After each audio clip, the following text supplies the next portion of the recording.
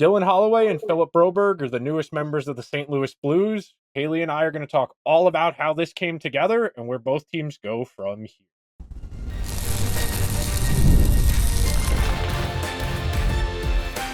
You are Locked On Oilers, your daily podcast on the Edmonton Oilers, part of the Locked On Podcast Network, your team every day.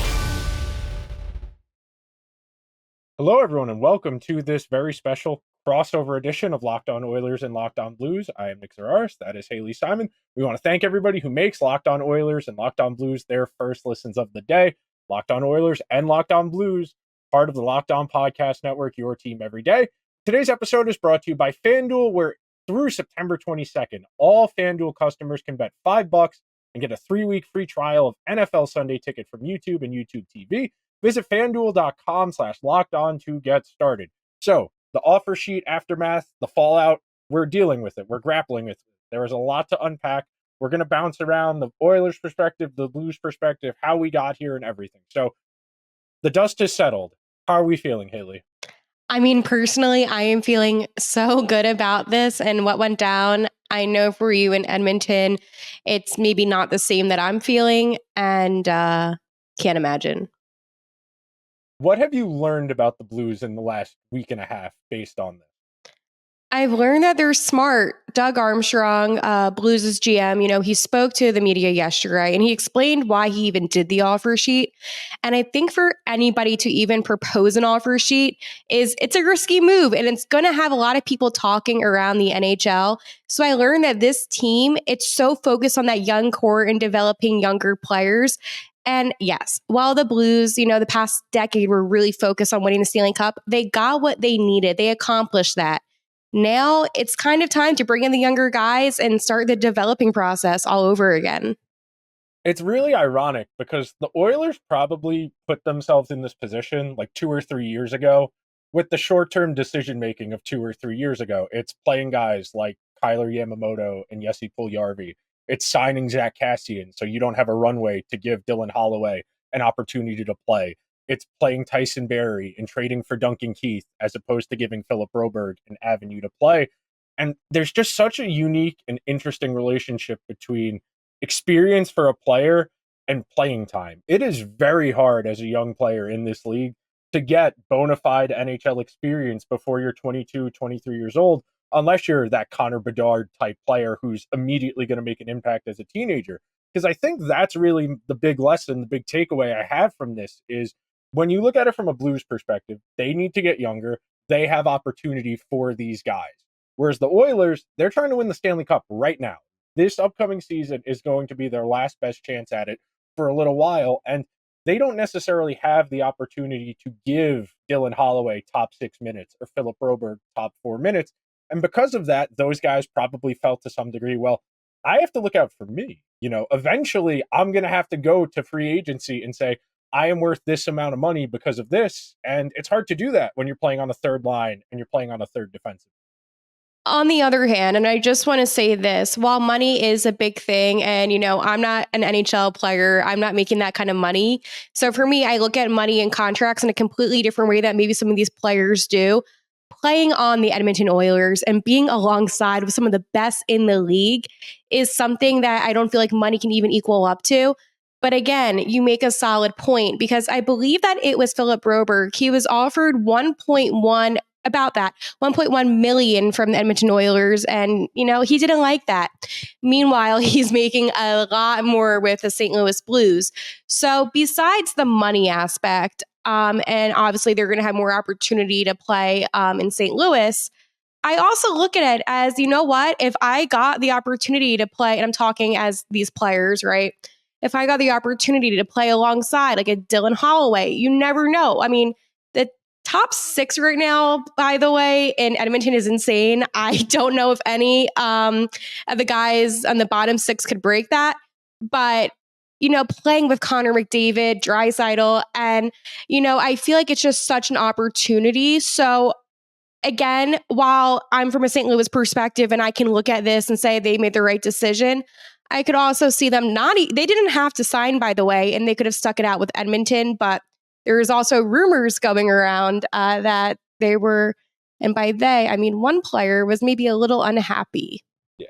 Broberg definitely is somebody. It's a little different for the European guys who stay over there. They already feel like they've done a decent amount of their development by the time they're 19 or 20, because most of them have been playing against men since they were 16 or 17 years old. A guy like Broberg is in the highest league in Sweden as a 17-year-old, whereas over here you're playing in the CHL, the Q, the W, or college, which isn't really comparable to a professional men's league in Europe. So I can understand from his perspective where he looks at it. Why did I only play 12 regular season games last year when you guys were icing player X or player Y? When you're playing Cody Ceci, you're playing Brett Kulak. Wouldn't you rather have the opportunity of, I know I'm unproven, but I have the potential to be better than those guys? And I can understand it. There's rumors out there floating around that he had requested a trade during the course of the season and that he was looking for an opportunity to play. And for a lot of guys, that's really the key, because in the NHL, the way the contract structure is set up, if you don't have that resume of X number of games played, this much ice time, these counting stats, it's really hard to get any type of money in free agency. A guy like Broberg quadrupling his money year over year. So at the very least, next time around, he's up for a contract 2 years from now, he's going to say, that contract's got to start with at least a 4, if not a 5, a 6, a 7, etc. That's the thing here, where guys don't get opportunities like this. And from not to get too nerdy, but from a labor perspective, this is a good thing. Everybody gets an opportunity to make more money when stuff like this happens. This, if anything, should encourage more people to take offer sheets. Absolutely. And I agree to your point. I mean, offer sheets, if they're done the right way, can be really successful. The whole point of an offer sheet and why a team should even do it is knowing that the other team can't match it. And I think the Blues were very strategic in not offering just only Philip Broberg one, but Dylan Holloway as well, because that really did tie up the Oilers with their cap situation. And I know Kane is rumored to be going to surgery at some point soon. So when he comes back, hypothetically, theoretically, if they were to, match Broberg and Holloway, that would have been a whole other issue that the Oilers would have to then deal with. So I think that it is really interesting. And again, offer sheets are very rare in the NHL, but I think that this might kind of inspire teams to say, you know what, this worked for the St. Louis Blues, and let's go try it out. But again, who knows how often we're going to see a double offer sheet to two different players on the same team. Third successful offer sheet in 16 years. The last one before this one was Dustin Penner, and that was 2008. That's a very long time ago. And there are really quality players sitting there in restricted free agent right now. Seth Jarvis is a restricted free agent. Jeremy Swayman. There are really good players sitting there, and their teams are kind of trying to figure other things out. And there are plenty of teams that are kind of in that class where the Blues are. You think about the Canadians taking a swing on Patrick Laine. That type of idea where we're kind of trying to be competitive, but we're not really Stanley Cup caliber. That's the type of team. Same thing with Washington trading Darcy Kemper for Pierre-Luc Dubois. What's the harm? If you're bad anyway, at least you're bad. You tried. Whereas if you don't try and you're bad, there's no point. Yeah. Well, it worked out for St. Louis, and I am excited to see if other teams in the NHL begin utilizing this tool. I doubt it will be anytime this season, but maybe next offseason we'll see another offer sheet being thrown around. Yeah, if someone offer sheets Evan Bouchard, there might be problems for the Oilers next summer. The Oilers, honestly, I feel so bad about the whole situation. This is coming from a non-biased point. I mean, obviously, I know Oil Nation is feeling it, losing the cup. You have two prospects that you really banked on, and then an offer sheet happens, which is very rare. I mean, it just sucks. And I can feel sympathetic for another organization. Even though I'm happy with my own organization, I can feel sympathetic. I am human. I can feel emotions for other teams. That's part of that's part of sports, is that human element. We are going to take a quick break. We're going to come back. We're going to talk about the Blues perspective, where they go from here, who they're in competition with their division, and a whole lot more. So be sure to stick around. You've heard us talk a lot about FanDuel, America's #1 sportsbook. Now, we have something a little different for you. Now through September 22nd, all FanDuel customers can bet $5 and get a 3-week free trial of NFL Sunday Ticket from YouTube and YouTube TV. Then, with the YouTube TV base plan, you'll be able to watch every regular season Sunday afternoon at a market game. All you need is a Google account and a current form of payment you can cancel anytime if you are as excited as I am for the return of football. Week 1, start of the season, defending Super Bowl champions in Arrowhead, the Chiefs, Baltimore Ravens, Lamar Jackson, the defending MVP, going against former MVP Patrick Mahomes, the Chiefs 3-point favorites. The night after, that's right, we got Friday night football. The Packers against the Eagles in Brazil. The Packers are getting 2.5 points on the road at a neutral site. Me, though, the game I'm most excited for week 1, the Houston Texans going to the Indianapolis Colts. I want to see if CJ Stroud can follow up one of the best rookie quarterback seasons of all time. The Texans are 1.5 point favorites on the road at Indianapolis, facing off against the returning Anthony Richardson. I, for one, can't wait for the return of football. Visit FanDuel.com/lockedon to download America's #1 sportsbook.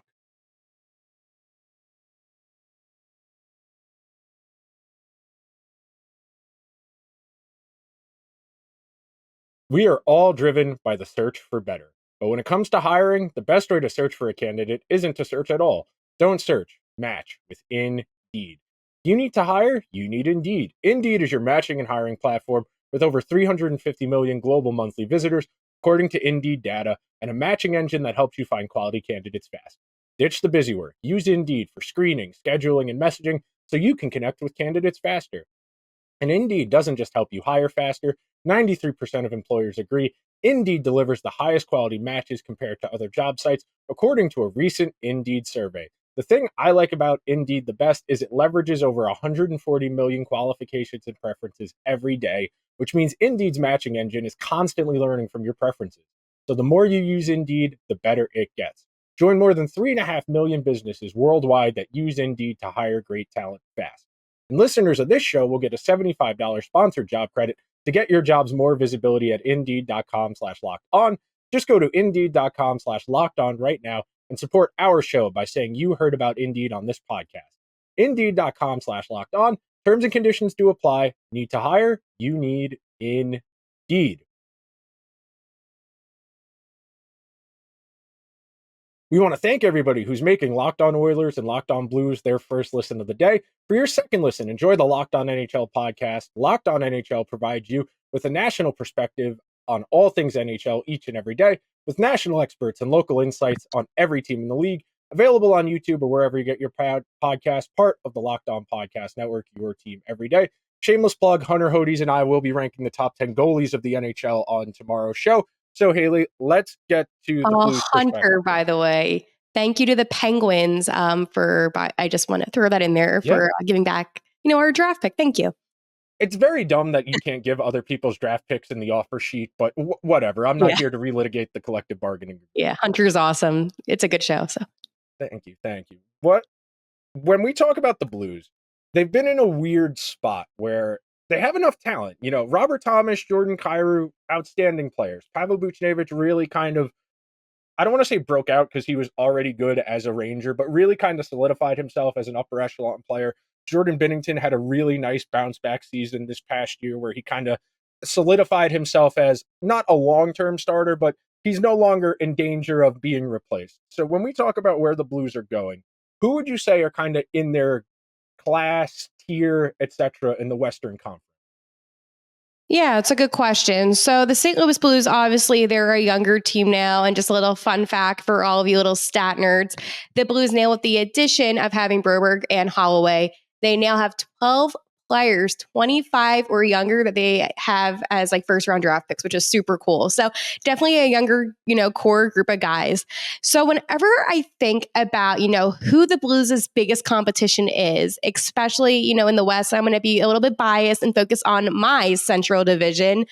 I'm going to have to go with the Dallas Stars. The Stars are a young team. I mean, they do have a lot of veteran talent, but they do have a lot of good younger talent. So again, they're the team to kind of beat. I feel like the Central Division, it's very fluky. I didn't expect Nashville last year to be as good as they were. And obviously, they're kind of scaring me now. It could go either way, though. But I think with the St. Louis Blues, I would see the Dallas Stars as competition. Obviously, you can't count out the Colorado Avalanche. And, I don't really focus too much on the Pacific Division, except for the fact that there's one team, and that is the Kings, that I feel like the Blues are kind of not similar to, but just kind of similar in style to, if that makes sense, with how they play. So that is a team that I would look at and say, you know what, this kind of reminds me of the St. Louis Blues, but in the Pacific Division. So in getting younger, and I wrote it down, I actually did something earlier today. The Blues have the 13th oldest roster in the NHL. So they're relatively close to the middle. They added 2 new younger guys. Mhm. And the big thing for the Blues now is this is a transformational opportunity for the guys on that team, for your coach who's coming into his first full season as an NHL head coach, to really kind of not, I don't want to, I'm trying to think of how I want to say this, but really kind of set up the foundation for what the next version of the Blues looks like. They come off the Stanley Cup, they try and maintain competitiveness, they lose out on Pietrangelo, they bring in Torrey Krug. They tried to stay competitive after winning the Stanley Cup. They make the playoffs a couple times, and now they're kind of on the come down. But the flip side, the positive spin of that is you've got all these young pieces now. You can kind of project, you can put hope. That's the kind of the dirty little secret of the sports world is if you just load your team up with young guys, your fans will die for them because they're entirely blank slates. Absolutely. And a player that I really liked last season was Zach Balduke. He actually scored his first goal on his 21st birthday, and I was able to interview him right after that. He is a young player, and Doug Armstrong even spoke out and said, I want him to try to be a top 6 player. I think he can do it. There is a lot of trust within the younger players. We saw Jake Neighbors, and I know everyone's saying, oh, well, Jake Neighbors is going to be an RFA next season. I know. Okay, please don't go after him because we need him here in St. Louis. But you have a guy like Jake Neighbors, obviously Robert Thomas, who is the future of this team and who they're building around. You could even look at DeBoer Dvorsky, who was, our draft pick from last year, one of our first round draft picks, who I like a lot. And I think he has a really good possibility of making the team. Obviously, Adam Juracek from this year's draft. So we have a lot of guys here in St. Louis that have such potential that are really young players. And again, even if you look at our defense, you have Matthew Kessel, who's a younger player that really impressed me. Tyler Tucker, a little bit older, but still young. And of course, Scott Perunovich. So you cannot count out the young core here in St. Louis. But I feel like that is the direction that they need to focus on, is developing these players. And luckily with the T-Birds, I'm actually a huge AHL fan. So I was a T-Birds fan, like diehard for life. So I got to watch a lot of these players develop who ended up making, the roster last season. We saw Tucker bounce back and forth, and same as Perunovich. But going back on track, I think that if the Blues just continue to develop these younger players, we're going to see a lot of success on the ice. And if nothing else, it shows good process. Not all of these young guys for any team are all going to work out, but the more of them you give opportunities to, the better chance you have that one of them, 2 of them, 3 of them stick and become full-time NHLers, which is kind of your goal if you're a team like the Blues, the Blue Jackets, the Canadiens, the Senators, the Sabres. If you're in that tier where you have a few really good young pieces, you got to complement them. You got to fill out the rest of that team. The Blues are top heavy. They're not a bad roster, but the drop off from that second line to that third line, it's real. And that's kind of what separates, the really good teams from the average teams and the mediocre teams. The one last question I have for you before we wrap up the segment, how realistic is a playoff berth this upcoming season? And then what would it mean to get back to the playoffs with this group of guys in particular? That's a really good question. And that's an answer that I don't know. Is it possible? Absolutely. Any given team can make the playoffs. Now, again, with the talent that they acquired this offseason, especially now adding Broberg and Holloway, the obvious answer is, oh yeah, they can make the playoffs. But again, we haven't seen enough from them, and we don't know how it's going to all, match together. So it's definitely possible. The Blues were the best worst team last season, which means that if they won a couple more games, and yes, I am talking about you, San Jose, that was brutal. But if the Blues won a couple more games, then they would have been in the playoffs. But what it would mean to this city and what it would mean to this fan base, it would be awesome. Obviously last season, the Blues, they fired Craig Berube, and we had Drew Bannister, who was the head coach of the T-Birds, come in, and this will be his first season being the head coach for the entirety of the season. So there's a lot on that. Obviously, we have Captain Braden Shen going for his second season as captaincy. So the Blues have more consistency heading into this season. And for St. Louis, it sucks not making the playoffs. Okay, we've had 2 consecutive seasons of missing out on the playoffs. So I think that if a third consecutive playoff miss were to happen, it would just be so damaging and brutal to just the fan base, the players. It's tough. So I have to think that this team is going to really strive to make it to the playoffs. All right, and that'll do it for our focus on the Blues. When we come back, Kaylee's going to put me under the microscope. We're going to talk all about the Oilers right after this. We are all driven by the search for better. But when it comes to hiring, the best way to search for a candidate isn't to search at all. Don't search, match with Indeed. If you need to hire, you need Indeed. Indeed is your matching and hiring platform with over 350 million global monthly visitors, according to Indeed data, and a matching engine that helps you find quality candidates fast. Ditch the busy work. Use Indeed for screening, scheduling, and messaging so you can connect with candidates faster. And Indeed doesn't just help you hire faster. 93% of employers agree Indeed delivers the highest quality matches compared to other job sites, according to a recent Indeed survey. The thing I like about Indeed the best is it leverages over 140 million qualifications and preferences every day, which means Indeed's matching engine is constantly learning from your preferences. So the more you use Indeed, the better it gets. Join more than 3.5 million businesses worldwide that use Indeed to hire great talent fast. And listeners of this show will get a $75 sponsored job credit to get your jobs more visibility at Indeed.com/locked-on. Just go to Indeed.com/locked-on right now and support our show by saying you heard about Indeed on this podcast. Indeed.com/locked-on. Terms and conditions do apply. Need to hire? You need Indeed.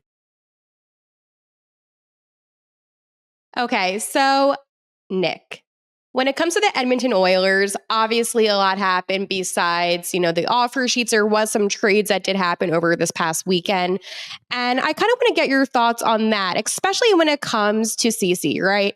For me, I didn't think he had the best season, but Cody Ceci obviously was traded. And then you got back Ty Emberson, who actually is projected to be a very good player, good on the power play. So talk me through that. Do you think that this was a good move to kind of maybe not replace Broberg necessarily, but just to have that body? If nothing else, the fact they got a body back for Cody Ceci matters, because coming into the season, the defense was the question mark of the team. And that bottom pair in particular, they've got, 4 guys who are going to be all auditioning for that spot to play with Brett Kulak. And frankly, they're basically going to be auditioning 4 guys for 2 spots. Someone is going to have to play with Darnell Nurse this upcoming season. It might be Emberson. It might be Troy Stetcher. It might be somebody with no NHL experience who's kind of in the pipeline. Emberson is interesting. He's a little bit old to be this late in his development cycle, I should say. He's 24 years old. He only has 30 NHL games, and he was with organizations, frankly, where you would think a guy would get opportunities. The Sharks weren't exactly lighting the world on fire last year. You would have thought giving a guy who had decent AHL results an opportunity would make sense. The thing that's interesting about Emberson is he played under Knobloch in the AHL in Hartford when they were both in the Ranger organization. So there's some familiarity there. I think that matters to some degree. The thing that worries me at large about the Oilers defense, and Emberson is part of this, Stetcher is part of this, and for all of Cody Ceci's warts, for all of the complaints, for all of the mind-bogglingly stupid plays, he's 10 years of experience in the NHL, and coaches really value experience, especially on that back end. So I do have question marks about how Knobloch's going to run the defense with Emberson, who has all of 30 games. Stetcher's been a 6th, 7th defenseman. He's been around for a while, but he hasn't really been a consistent starter for like 4 years now. So that's a question. And then, if you're going to go into the season with one of those guys definitely in a spot and one of your prospects you feel reasonably good about, how are you going to run your bench when you have basically 3 defensemen you trust? Absolutely. So kind of going back onto the offer sheet, situation that happened. Obviously, you have, 2 guys that were first round draft picks now, gone.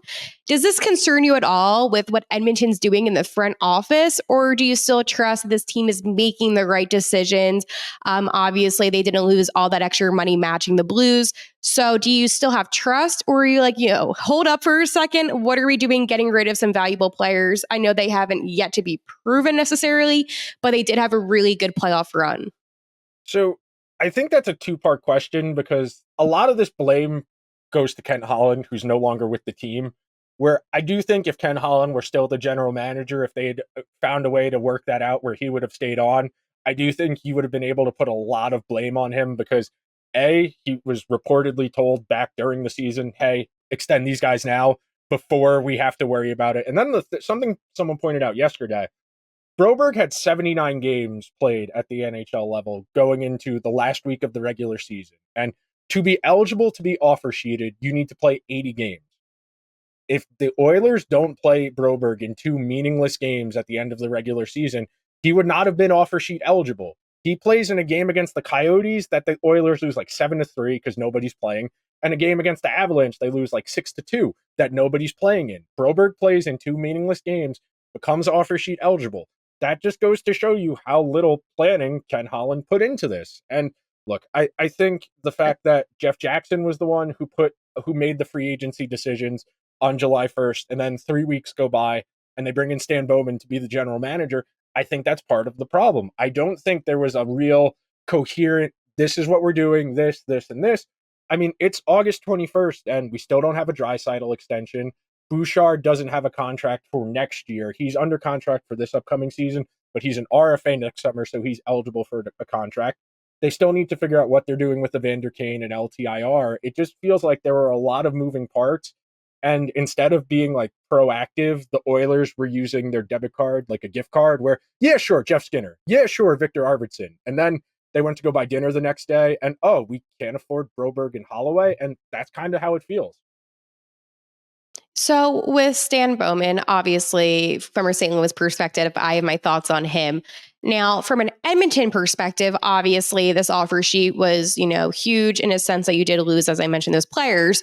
What will it take for you guys in Edmonton to kind of get back, your trust within him? Or did you have any to begin with? You kind of touched on that, but I am curious now your thoughts on him. Do you think he's capable, or do you think that, hey, this was a mistake having him in the front office like this? Stan Bowman's been born on third base 3 separate times in his life. He was born to the greatest hockey coach of all time. He was given a dynasty with 3 of the 10 best players of his era in Chicago, and he was given the Oilers with 2 of the 10 best players of the era a third time. And you go back and look at the moves in Chicago, whether it's trading for Seth Jones, it's giving away Philip Deneau, it's giving away when you go back and look through all of the transactions, it's giving away Teuvo Teravainen. That's who I was thinking of. That wouldn't come to mind. The management in Chicago deteriorated very rapidly because he was doing whatever he could to keep the Blackhawks a contender to win the Stanley Cup, in spite of the fact that the core was starting to get older. They weren't really doing anything to complement them. So I was skeptical at the outset that you were going to turn the keys over to a guy who basically had the team ready-made for him the first time around. And this is a good team. I have never been I don't trust Stan Bowman's talent evaluation, especially when it comes to defense. I mean, the only home run trade he had as the Blackhawks general manager was when he somehow got a first-round pick for 36-year-old Duncan Keith from Ken Holland, which just, I didn't have a lot of trust to begin with. The big thing will be Draisaitl. However that extension turns out, I think will set the temperature for a lot of people, where if it's 13.5, 14 million, which Draisaitl is very much worth in this environment, I think people will be okay with that. But if it's only 3 or 4 years because Draisaitl wants to try and get to free agency one more time before he's out of his prime, I do think a lot of people are going to start to worry.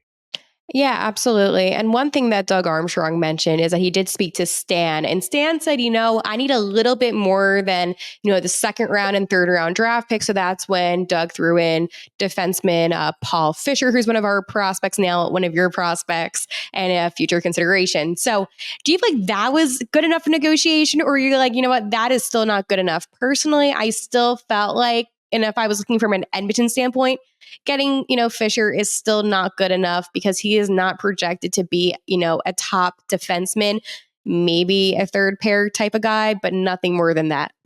So it's complicated because everybody overvalues their own guys. I'm guilty of this. I think every hockey fan is a little bit guilty of overvaluing their own guys. In a vacuum, you probably weren't getting a first round pick for Philip Broberg or Dylan Holloway in a trade. If you just wanted to trade one of those guys in season, you probably weren't getting a first round pick for either.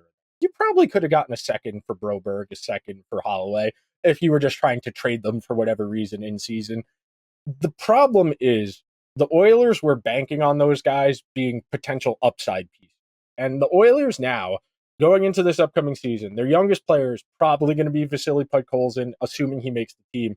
If he doesn't, the youngest player on their roster youngest forward on their roster is going to be Connor McDavid, who's 27 years old, which that's a little concerning that you don't have room for upside. And the thing you want when you're trying to win a championship is as much upside as possible. And it's hard to have upside for guys who are 27, 28, 29, 30, 31, 32. The potential for Dylan Holloway to jump from 9 to 20 goals is a lot more realistic than saying Connor Brown going from 4 to 20 goals or Corey Perry going from 9 to 20 goals. It's a lot more realistic that a 23-year-old with a little more ice time is going to have a big increase in production as opposed to somebody who's 35 years old. And that's really the deal. The Oilers got older. I think ultimately how Skinner and Arvidsson perform is really going to be how these offer sheets are remembered historically. I don't think we'll have a definitive answer on that until probably like 2 or 3 years from now, especially if neither Broberg or Holloway really pans out. That's the other thing here. The Blues are taking a gamble on this. It's just they have better means to making this gamble work for them than, say, the Oilers would have if they had matched them. Yep. So my final question for you, and this is something that you actually did put out on your Twitter. You put out a graphic that said, hey, the Oilers are the oldest team in the National Hockey League. And you kind of touched on this, do you feel like this is their last season to chase the cup, or do you think they have a couple more seasons left potentially, or is it all or nothing this season? So it's a complicated question, so it requires a complicated answer. And that's okay. Yeah. The big thing is the Oilers, this is their last really cost-controlled season because you got McDavid at 12.5, Draisaitl at 8.5, and Bouchard at 3.5. Next year, McDavid's going up probably to, Draisaitl's going to go up to like 13.5, 14 million. 2 years from now, McDavid's probably going up to 15 or 16 million. And Bouchard, depending on how they do on the bridge, he's going to be at least 5.5, 6 million. You're talking about $35 million for 3 guys. And you still have Evander Kane under contract, Nugent-Hopkins under contract, Hyman, Ekholm. You're going to need to give Stuart Skinner a new contract by then.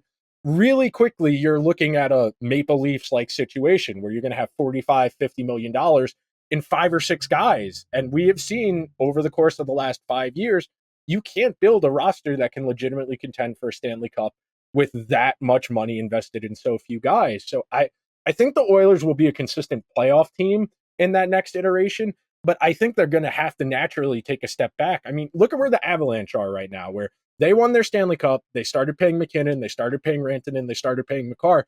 They had to hollow out the bottom half of their roster. Casey Middlestat as a 2 is fine. It's not going to be good enough when you're in the second round, third round of the playoffs, and that's really the conundrum here. This is probably it for at least 2 or 3 years for the Oilers. 2-3 years from now, the salary cap's like $110 million, and the Oilers can cycle through the bottom half of their roster, get rid of Kane, and some of the contracts don't look as bad. Maybe, but this is really the last year of cost certainty, which probably means it's the last year of serious contender status.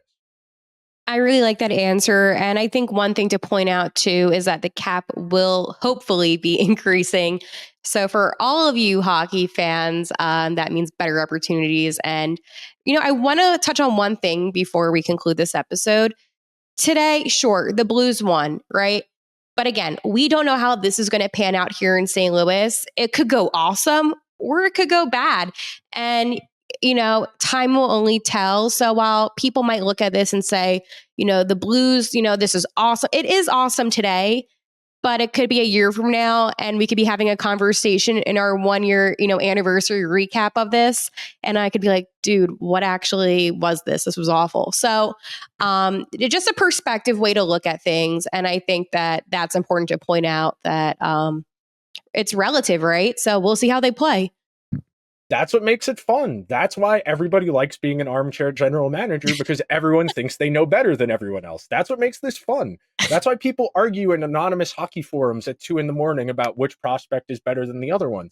No one knows. That's what makes this type of stuff fun. There's no way to know until it happens. You can make an educated guess, use as much information as you have, but we're all in the same level of darkness here. Maybe Broberg's a first pair defenseman. Maybe he's out of the league 4 years from now. There's no way to know Don't say until that.